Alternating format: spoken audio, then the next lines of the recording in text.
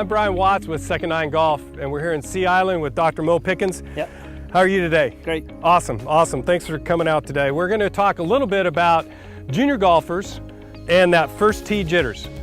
Maybe sometimes it's not necessarily the first tee that gives you the most nerves out there on the course. There might be a few holes that fairways are a little narrow, hazards coming in, out of bounds, a little too tight to the fairway. So what are some of the things that you work with your junior golfers on to help them prepare and maybe forget about those little hazards out there? Right, so the first thing is just expect to have 4 or 5 or 6 shots every day, that make you a little uncomfortable. I would never tell one of my guys, go out there and not be nervous, because we know that you're gonna have shots that make you nervous. So first is just expecting that and understanding it's a natural part of the game.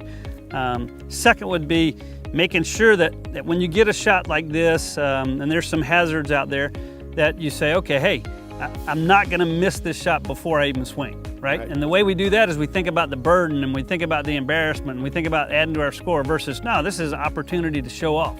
Absolutely. And so every shot is really an opportunity or a burden, and we want to look at all of them as an opportunity to do something great.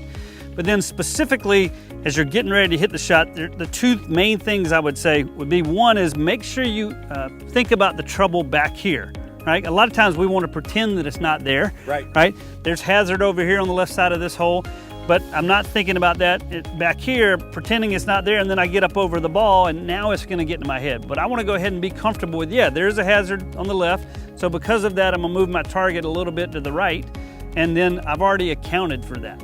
Right? So a lot of it is just knowing what to think when, and it's okay to have, there's no such thing as a negative thought behind the ball. That's good course management. When you're over the ball and you're thinking that same thought, that's when it becomes a negative thought, right? And then physically what I would have players do is literally before they walk in, stand behind the ball and take 2 or 3 practice swings really hard. So like 110 or 120% harder than I'm gonna swing.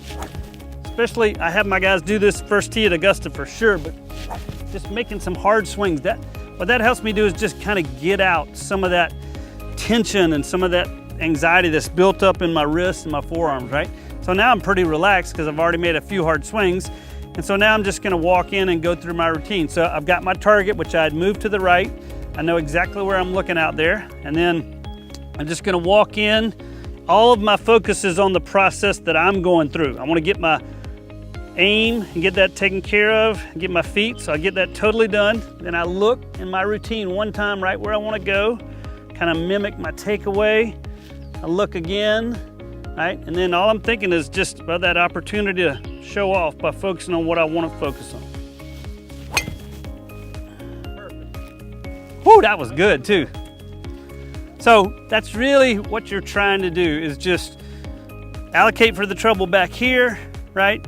Look at it as an opportunity, make a few hard swings if you need to get that energy out, and then walk in, look at your target, and see how great a shot you hit. Oh, well done. So, great advice. Alrighty. Great advice, Dr. Mo.